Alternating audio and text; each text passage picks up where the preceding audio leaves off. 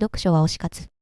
フリーアトリエセイへようこそ、セイです。今回は2026年上半期に読んだ小説の中から夢中で読んだ5作を紹介します。中には映画化やドラマ化した作品も、あなたがお気に入りの一冊と出会うきっかけになれたら嬉しいです。ぜひコメント欄であなたのベスト小説も教えてくださいね。それではランキングスタートです。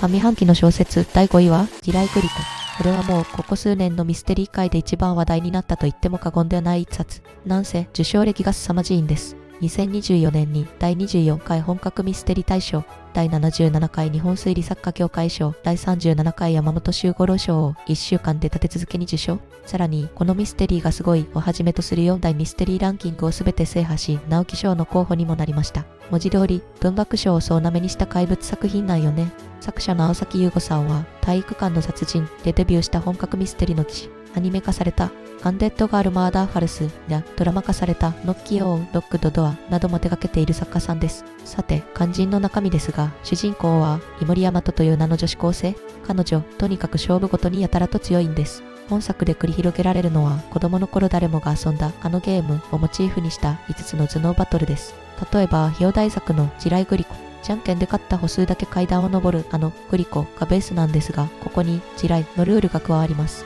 お互いに階段の3箇所へ地雷を仕掛けておいて、相手がそこを踏んだら10段交代、たったそれだけのルール追加で、こんなにも深い読み合いが生まれるのかと驚かされます。他にも百人一首の挨拶を使った神経衰弱、坊主衰弱、独自の手を追加できる、自由率じゃんけん、歩数と掛け声の文字数を入札する、だるまさんが数えた、そして、ホールーム、ポーカー、どのゲームもルールを聞いただけだとシンプルなのに、いざ勝負が始まると、ルールの隙をついたり、相手の心理を読んだりと、想像の遥かへを行く駆け引きが展開されます。しかもこの作品、S ゲームみたいに命を懸けるような物騒な話じゃないんですよ。かけるのは、文化祭の場所取りとか、その程度。だからこそ安心して、純粋に頭脳戦の面白さだけを楽しめるんよね。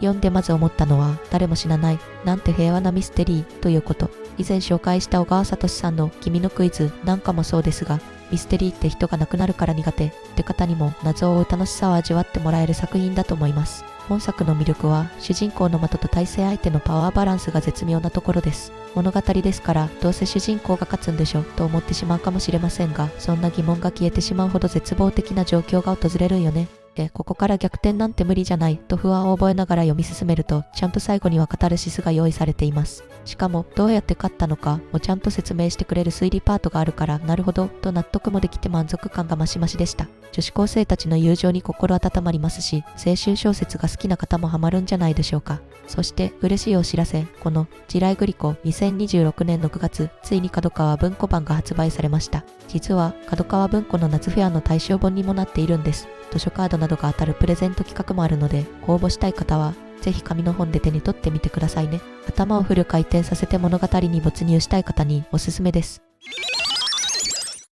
上半期の小説第4位は宝島、夜は短し歩きよ乙女などで知られる森見富彦さんの約2年ぶりとなる新作。内容について話す前に、本そのものがとっても面白い作りなので、そちらからお話ししますね。版元は西荻窪にある小さな出版社、ミモザブックスです。もともと新潮社の小説新潮編集部出版部に勤めていた方が独立して一人でしている会社なんだとか。そんな出版社からギフトストーリーバースデイという誕生日に送る物語をコンセプトにしたシリーズの第3弾として2025年11月に刊行されました。第1弾は牧目学さん、第2弾は三浦紫耀さんが担当しているシリーズで、皆さん人気作家さんばかりですね。新潮社時代のお仕事のつながりなんでしょうか。3作品とも想定にこだわっているのが特徴で、本作宝島はこのように蛇腹織りの和本となっています。お経本や御朱印帳のような形といったらイメージがしやすいでしょうか。表紙には廃業した那覇の呉服屋さんに残っていた着物の反物が使われていて、なんと一冊ずつ柄が違うんです。とはいえ、その呉服店の生地を使用したのは2刷りまでで、3刷り目以降は別で入手した生地だそうです。私が購入したものは3刷り目だったため、ギリギリその呉服店の生地の表紙は入手できずでした。残念。でも中身含めとっても素敵なことに変わりはありません。シリーズがギフトストーリーバースデイという名前ですから、しおり代わりとなるバースデーカードもついていて、裏には森見富彦さん直筆のメッセージが印刷されています。想定はブックデザイナーの中井直子さん、草画には江戸時代の絵師酒井法一の作品が使われているという、まさに宝物みたいな一冊なんよね。お値段はその短編小説にしては結構お高いんですが、これはもう本という工芸品として完成された一冊だと思います。さて、肝心の物語の中身ですが、主役は福の神エディス様。宝船に乗って日本を目指していた七福神たちが途中で嵐に巻き込まれてしまいます。海へと投げ出されたエビス様は流れ着いた無人島で同じく遭難していた布袋様と再会。助けを待ちながら二柱で心細い日々を送ることになるのですが、平和を愛するはずの七福神たちの間にやがて不穏な空気が漂い始めてというお話です。ちなみに若い方とかだと七福神がわからないって方もいるでしょうか。七福神とは福徳の神として日本で信仰される七柱の神様たちのことです。日本の土着信仰の神であるエビス様、インドのヒンドゥー教の神である大黒天様、毘沙門天様、天在天様、仏教の前奏だったと言われる布袋様、道教の神である福禄寿様、寿老人様、この七柱が新年になると宝物を積み込んだ帆船に乗って海の向こうからやってくるとされています。江戸時代には正月2日の夜に宝船の絵を枕の下に入れて寝るといい初夢が見られるという風習が広まりました。日本に福をもたらす神様たち、そのうちの二柱が無人島に漂流してしまったのだから、さあ大変。エディス様はその生真面目さでくよくよしだし、布袋様はそのお若さで、なんとかなるさあ、と寝てばかり。森見と美彦さんらしいユーモアが満載で、お子さんにもおすすめできる温かいお話でした。また、蛇腹になった和本をめくりながらという読書体験も新しくて、何度も読み返したくなるなぁと思いました。スペースがあれば、蛇腹をすべて開いて少しずつ自分が横に移動しながら読んでも楽しいかもしれません。最近は電子書籍で本を読むことが増えていますが、こうした体験ができるのは紙の本の利点ですね。この動画公開直前にミモザブックスさんのオンラインを確認した時にはまだ在庫がありました。ただ表紙は自分で選べないようです。私は他で入手したため選べたのですが、文学フリマに出展されることもあるようなので、表紙を選びたいという方は公式のインスタグラムなどをチェックしてみるといいかもしれません。概要欄にサイトの URL も貼っておきますね。飾っているだけでもテンションが上がり、読むとほっこりするそんな宝物のような本です。ぜひ手に取ってみてください。動画を見てくださった 87% 以上の方が未登録です。よろしければチャンネル登録をお願いいたします。上半期の小説第3位はピンクとグレー。作者の加藤シリアキさんはアイドルグループニュースのメンバーとしても活躍されている方。本作はその加藤さんの小説家デビュー作です。2012年に角川書店から刊行され、後の先行スクランブル、バーンと合わせて渋谷サーガーとも呼ばれる加藤さんの原点とも言える一冊です。2016年には映画化もされています。ただ、この映画版、原作とはかなり違う作りになっていて、ある仕掛けが用意されているそうなんですが、その話はまた読んでからのお楽しみということで、本作の主人公は川田大樹。大阪から横浜に引っ越してきた小学生の大樹は、同じマンションに住む同級生の慎吾と出会います。性格は正反対の二人でしたが、なぜか惹かれ合い、やがて大親友になります。高校生になった二人は、雑誌の読者モデルをきっかけに芸能界へと足を踏み入れます。やがて慎吾は白木蓮吾という芸名で、ドラマや映画に引っ張りだこの若手スターへと駆け上がっていきます。成功していく親友と、その隣でもがく自分、光の当たる場所へ進んでいく慎吾と、グレーの場所に立ち尽くす大樹。二人の関係が少しずつでも確実に形を変えていきます。ちなみにこの作品、各章のタイトルがすべて飲み物の名前になっているんよね。ブラックコーヒー、イチゴーレ、シングルモルトウイスキーなど年齢とともに変わっていく飲み物が、二人の成長や距離感を映しているようで、とても粋な仕掛けです。私は芸能人とかアイドルが主人公の話を求めて読み始めたんですが、本作の中心にあるのは芸能界ではなく、二人の男性による友情でした。求めていたものとは違ったんですが、期待を上回る作品で読めてよかったです。何より刺さったのが、親友への劣等感の描写でした。同じ場所からスタートしたはずなのに、片方だけがどんどん遠くへ行ってしまう。追いつけない、でも嫌いになれない、その苦しさ。自分という存在がだんだん薄まって消えていくような感覚が生々しくて、読んでいて何度も胸が締め付けられました。仲の良かった友達や同期、兄弟といつの間にか差がついていた、そんな経験のある人なら、きっと痛いほど共感できるはずです。もちろん、人の幸せって比べられるものではないし、悩みがない人なんていないから、一見成功したように見える人が実は苦しんでいたことってあると思います。でも、当人になってみれば、そんな相手の気持ちには気づけない。いや、もしかしたら気づいてしまうからこそ、そんな相手に対して劣等感とか負の感情を抱くことが申し訳なくて、余計にしんどくなるのかもしれません。物語は現在と過去を行き来しながら進んでいきます。主人公と親友の二人は小学生の頃に出会って、高校生時代には一緒にバンドを組んで文化祭に出たりなんかして、本当に仲が良かったことが伝わってくるからこそ、距離が生まれてしまった現在の切なさが伝わる構成になっています。そして全体の 60% くらいに至った頃、物語は思いがけない方向へ大きく舵を切ります。ここから先はぜひ何も知らずに読んでほしいです。仲が良くて距離が近い人だからこそ、その人のことを深く知りたいと必死にもがく人たちの物語です。私はアイドルには疎く、ニュースとしての加藤シリアキさんがどんな方かはあまり存じ上げないんですが、作家としての加藤さんは信頼できる方だと思いました。他の作品もまた読んでみたいと思います。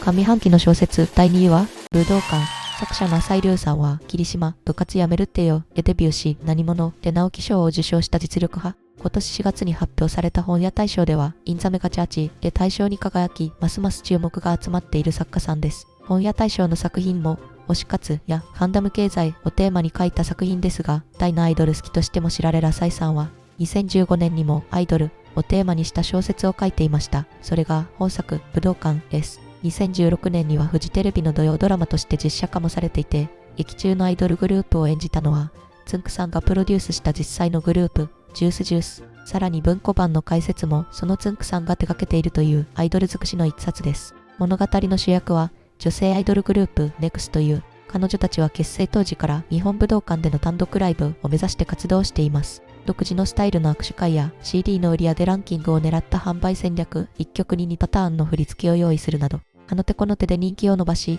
一歩ずつ夢の武道館に近づいていきます。ところが注目が集まるにつれて、彼女たちにはいろんな視線が向けられるようになります。恋愛禁止、得点商法、ネットでの炎上、スルースキル、そして卒業、アイドルを取り巻く生々しいテーマが次々と物語に絡んでくるんよね。そしてある出来事がグループの存続そのものを揺るがしてしまい、というお話です。視点主となるのはメンバーの一人、愛子。彼女がアイドルとしての輝きと一人の女の子としての本音の間で揺れる姿がとても丁寧に描かれています。読みながら何度もうなったのは浅井亮さんの今を切り取るうまさです。恋愛禁止、握手会、CD の売り方、SNS での炎上やエゴサ、アイドルを取り巻くあれこれがこれでもかと生々しく描かれていて、アイドルに詳しくない私でも一気に引き込まれました。本作は10年以上前の話で、今のアイドル文化と全く同じかというと変わっている部分もあるとは思うんですが、本人たちがネットの評判をエゴサして一喜一憂する場面なんかは SNS 時代を生きる現代の私たちにも通じるところがあるなと思いました。特にハッとさせられたのがアイドルに対するファンの勝手な要求について、売れてほしいけどブランド物は身につけないでほしい、忙しく活動してほしいけどブログは毎日更新してほしい、どちらも有名になってほしいけどでも自分たちから離れすぎないでほしいという矛盾した願いです。アイドルは日常に現れた異物というある登場人物のセリフは的を射ているなと思いました。私も BE:FIRST というグループを推しているんですが、たまーに彼らはアーティストだからと音楽性を重視するファンと、顔とか見た目が好きだから推してるのとアイドル性を重視するファンとで対立しているのを SNS で見ます。公式はどちらの推し方も肯定してくれているんですが、何にしろ彼らに迷惑をかけない推し方ができるといいなと勝手に思ってしまいます。ステージに立つ人だって同じ人間なので、本作もステージに立つアイドルとしての自分と仕事から離れた一人の女の子としての自分との間で揺れる主人公たちが描かれています。主人公は幼い頃から歌うことと踊ることが大好きで夢を叶えた一方、まだ高校生でテストに苦しんでいたり、離婚した両親のことで悩んでいたり、同じマンションで生まれ育った男の子に恋をしていたりするんです。そう、本作はアイドルの物語にもかかわらず、幼馴染の男の子との恋愛も同時並行で描かれるよね。普通の高校生であれば微笑ましく見守れますが、主人公は恋愛がご法度と言われるアイドル。ずっと物語に破滅を予感させる緊張感が漂っていました。歌うこと、踊ることが好きだからアイドルになった。でも、アイドルになる前から幼馴染は私の隣にいた。何かを得るためには何かを失わなければならないのか、本当に？正しい選択なんて存在しない。選んだ後にそれを正解にしていくだけ。迷いながらも自分の頭で道を選んでいく彼女たちの姿にアイドルものという枠を超えて背中を押してもらえる気がしました。浅井亮さんはいつも後半で鮮やかに仕掛けてくる作家さんですが、本作もその期待をしっかり裏切りませんでした。等身大のアイドルの物語が気になった方はぜひお手に取ってみてください。さて、いよいよ第1位の発表です。2026年上半期に読んだ小説第1位は完全記憶探偵。作者のデイビッド・バルダッチは元弁護士という経歴を持つアメリカのベストセラー作家。デビュー作の目的は1997年にクリント・イーストウッドが監督・主演を務め映画化されています。そんなバルダッチが手掛けた本作はニューヨーク・タイムズのベストセラーリストで1位を獲得した話題作です。エイモス・デッカーは3人の残酷な死を永遠に忘れることはないという一文から始まるこの物語は、主人公の男が自分の妻子と妻の兄を惨殺した犯人を追うミステリーです。主人公のエイモス・デッカーは見たもの、聞いたものを一切忘れられない。小記憶症候群、ハイパーシミージアで、かつ数字や記憶に色がついて見える共感覚の持ち主です。その上、愛する家族を一気に失ったストレスから激太りしてしまった中年の男。設定がモリモリすぎて、ちゃんとミステリーとして楽しめるのと不安になるかもしれませんが、大丈夫。次から次へと謎がやってきて、寝る間も惜しんで読んでしまう面白さでした。家族の事件で第一発見者となったデッカーは、自分の能力のせいで彼女らの最後の姿を忘れることができません。結局、家族の死から立ち直ることができず、刑事の仕事を退職。一時はホームレスになってしまうほど落ちぶれ、身長195センチ、体重150キロ超えの巨漢となって、私立探偵としてうつうつとした日々を送っていました。物語が動き出すのは、家族の事件から1年後、レオポルドと名乗る謎の男が、妻子を殺したのは自分だ、と自首してくるんです。さらに時を同じくして、デッカーがかつて通っていた高校で銃の乱射事件が発生し、8人が命を落とします。一見、全く無関係に見えるこの2つの事件ですが、乱射事件で使われた銃が、デッカーの妻子の命を奪った銃と同じものだと判明して、というお話です。過去の悲劇と目の前の凶悪事件、その意外なつながりを、デッカーが完全記憶能力を頼りに、一歩ずつ解き明かしていきます。肥満体型のくたびれた中年探偵、というあまり他にいなさそうな主人公ですが、記憶を武器に事件へ食らいついていくデッカーが、ページをめくるごとに、どんどんかっこよく見えてきます。しかも、ただ頭が切れるだけの探偵じゃないのもいいんですよね。元アメフト選手だったため、太っていても、いざとなれば犯人を走って追いかける。動けるデブンなんて言われ方もしていて、そのギャップがまた魅力的でした。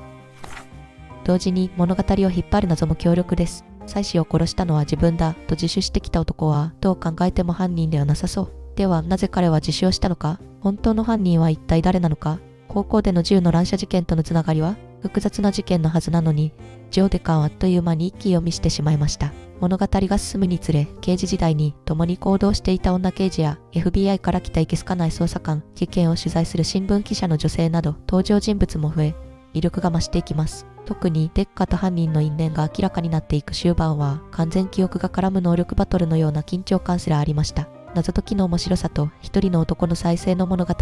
その両方を味わえる読み応えたっぷりの一冊でした。ちなみにシリーズの第2作目となる完全記憶探偵エイモスデッカラストマイルは積んどく本100作読破チャレンジ4月の進捗報告の動画で紹介しています。気になった方は合わせてご覧ください。2作とも読んで損のない面白さを保証します。以上、2026年上半期に読んだ小説ベスト5の発表でした。いかがでしたか？概要欄に紹介した作品の購入リンクを貼っているため、興味を持った作品があればチェックしてみてくださいね。あなたのベスト小説もぜひコメント欄で教えてください。この動画が良かったなと思う方は、チャンネル登録とグッドボタンをお願いいたします。最後までご視聴いただきありがとうございました。また次の動画でお会いしましょう。